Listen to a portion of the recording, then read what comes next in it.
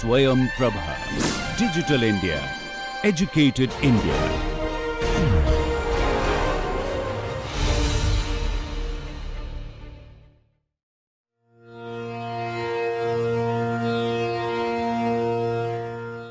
Today we'll be discussing with you a very, very important and basic aspect of our Carnatic music, which are the Swaravalis or the basic Swara exercises. As a beginner student of music, practicing of these Swaravalis is very, very important for you to understand the basic Shruti in which you are singing, to understand the Swaras, the Swarasthanas, the different speeds in which they can be sung, that also gives kind of, scope for voice culture. And many aspects are embedded in this Swaravali exercises. And if you look at our Carnatic music system, I would say it is one of the most scientific systems in the sense that it has been devised and structured such that all the material for voice culture that we are talking about, understanding of the various swaras, swarasthanas, is all inbuilt in the system itself. Interestingly, today we see that many people propagate voice culture as a separate subject. Of course, there are some people who kind of adhere to all this also, and where they say that you have to sing the vowels A, A, U, E, and all that and practice it separately. But I would always say with reverence to our great masters that they have created such a beautiful edifice, beautiful structure for us through the Swaravalis that singing these Swaravalis themselves is adequate for us to have a full kind of a voice culture. Now, if you look at the Swaras, we see that this is something to be absorbed very intently. Sa, ri, ga, ma, pa, dha, ni, sa. Now, this sa, ri, ga, ma, pa, dha, ni.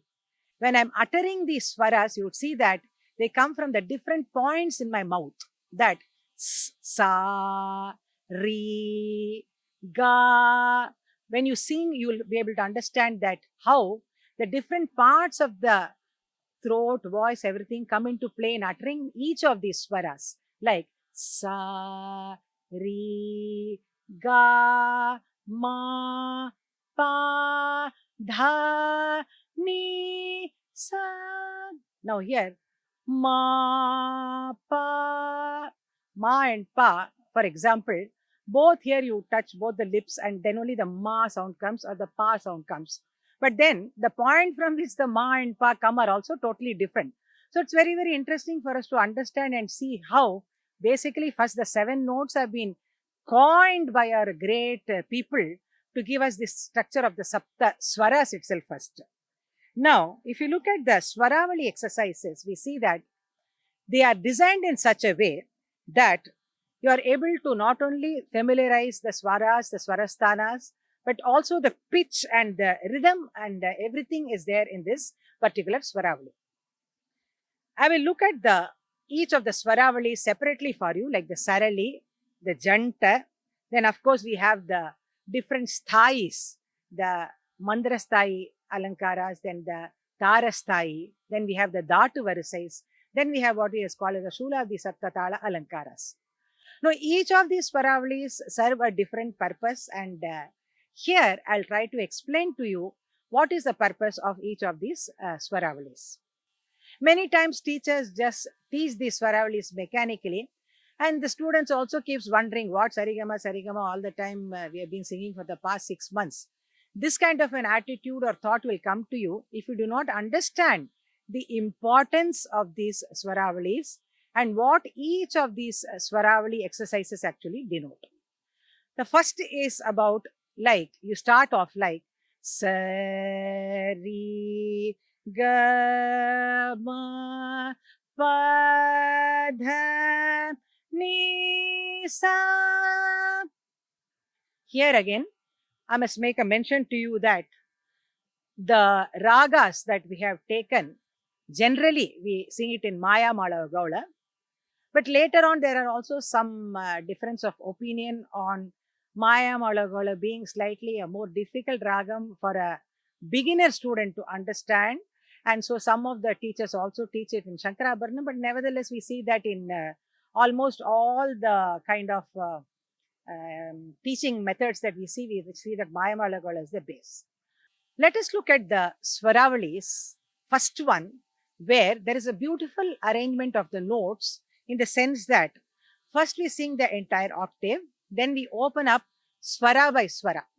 So, as a student of music, you have to understand that this serves a very definite purpose. Let me sing it for you to make it more explanatory. First, we sing sa ri ga ma pa da ni sa. We are singing. Then the next swara after this, the second one, sa ri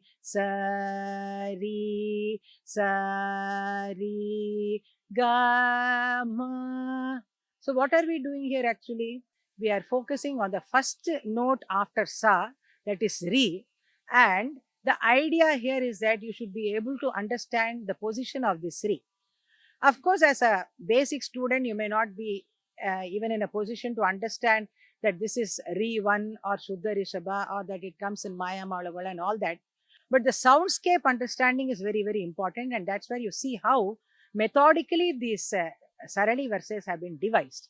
So the second one, sa ri ga ma ga ma pa da ni sa. Coming to the third one, where after ri comes the ga. So the third kind of Swaravali here exercise, the third one in this encompasses the Gandhara now, like sa ri ga sa ri ga sa ri. So in the unfolding now, the Gandhara gets the prominence. The fourth one, obviously the Madhyama. So sa ri ga ma sa ri ga ma sa ri ga ma pa da ni sa. Coming to the fifth, where here you see that the fifth note, that is sa ri ga ma pa, gets the focus. So sa ri ga ma pa sa ri. Then the next one, sa ri ga ma pa dha sa ri ga ma pa da ni sa. So the singing of the Sarigama Padanisa each time after that particular note is focused again gives you a cognizance of the entire range.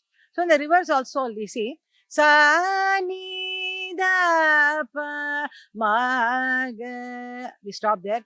Sa ni da pa ma ga ri sa. Then the Nishada is the last one in the 7 notes. So, sa ri ga ma pa da ni.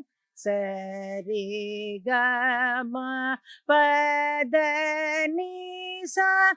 Sa ni da pa ma ga ri. Sa ni da pa ma ga ri sa.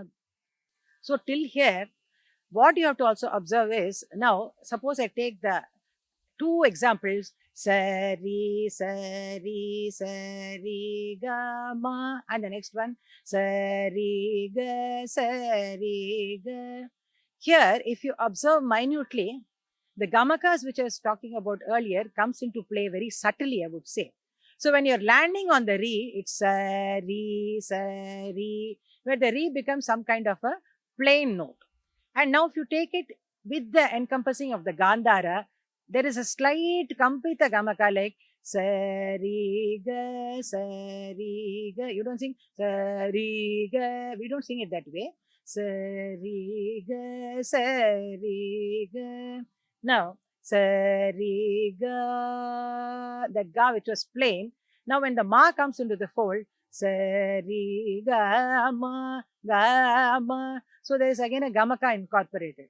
So the Sarali Varsa actually is not just a mere set or a clutter of exercises to be sung mechanically, but there is so much to it in terms of understanding the Gamaka itself, and that's why I think you must practice the Sarali verses very judiciously, very intently, very carefully, so that you understand the system of music better.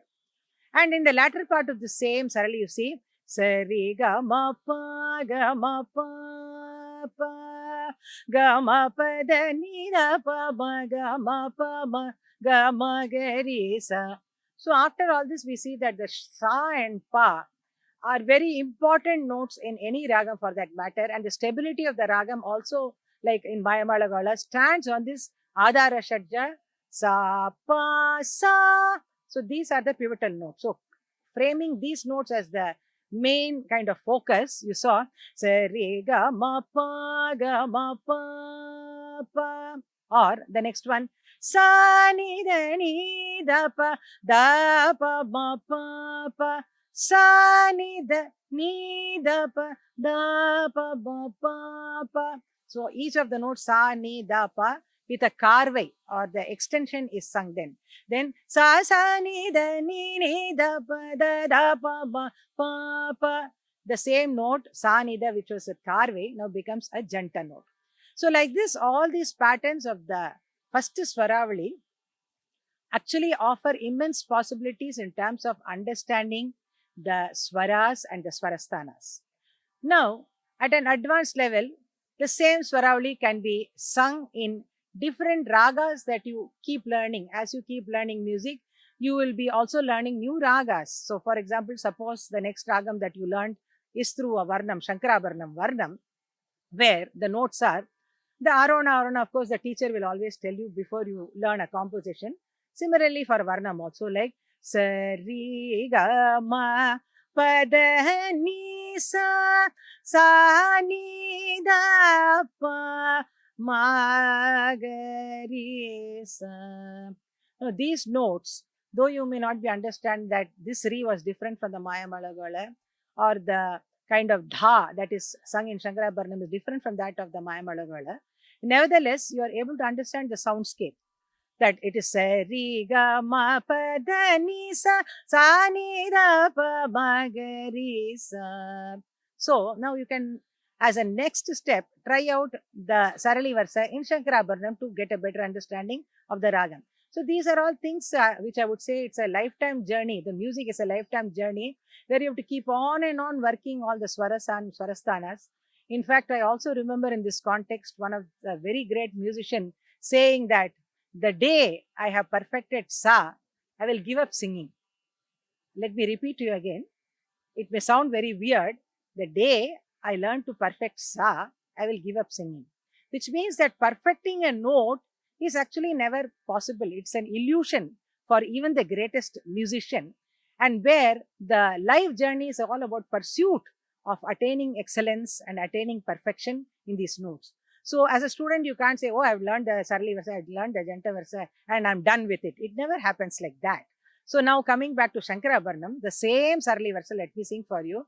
Sari ga ma pa da ni sa ni da pa ma ga ri sa, sari ga ma pa da ni sa ni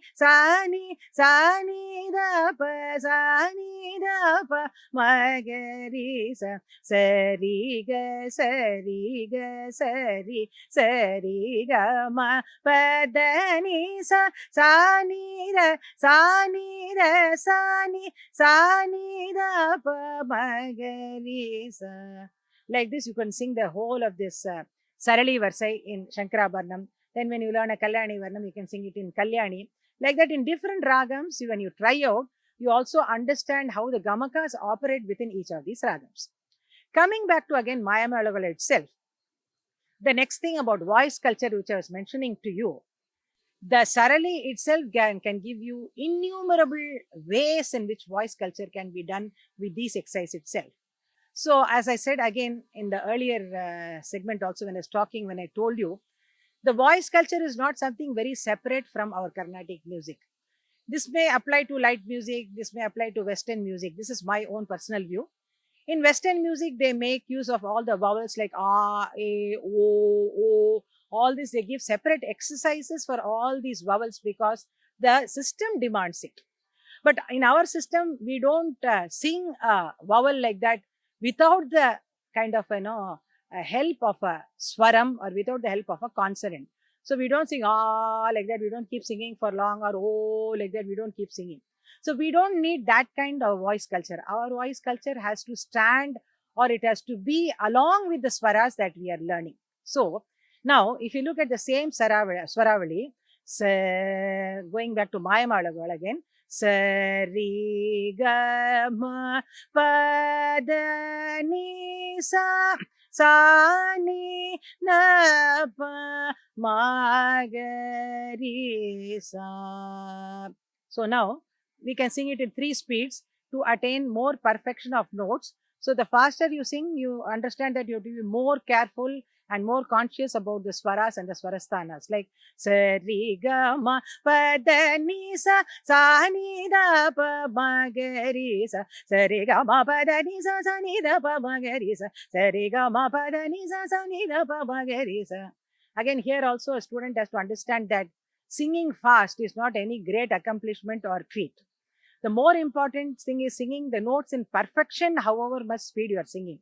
So if I suppose, for example, I did like that. So where did the notes stand here? None of the notes were in alignment at all. It was all discordant. See again, nothing came. But I sang very fast. That's not a big achievement at all. So now, whatever speed I take, so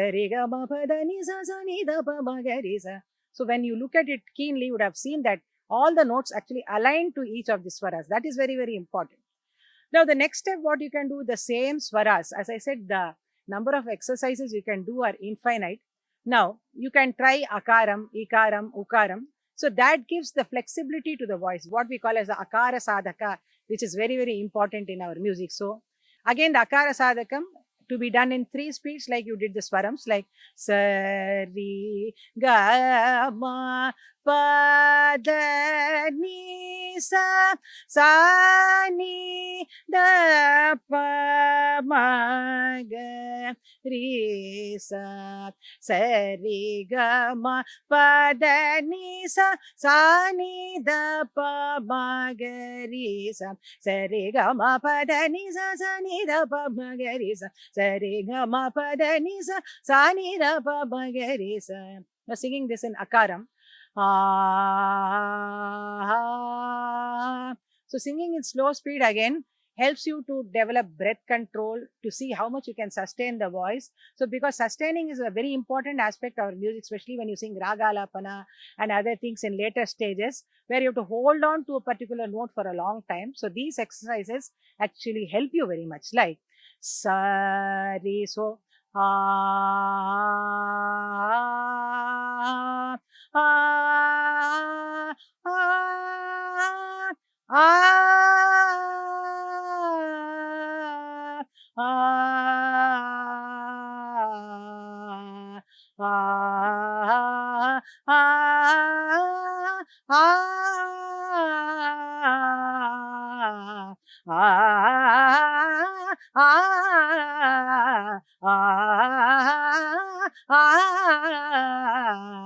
So a little faster I am capable of singing. So let me sing the third speed and a bit more faster speed for you to understand how the voice culture and the voice rolling happens so conveniently within the system itself, like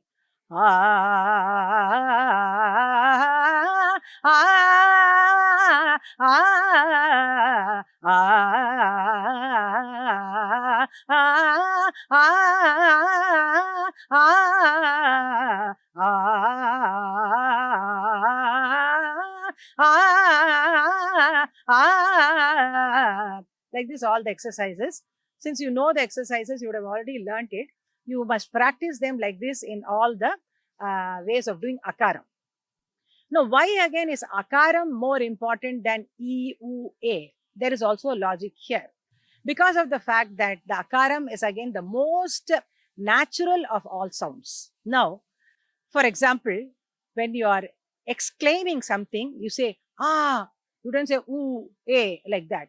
So the ah, when you open the mouth itself, the ah sound is the most natural of the sound.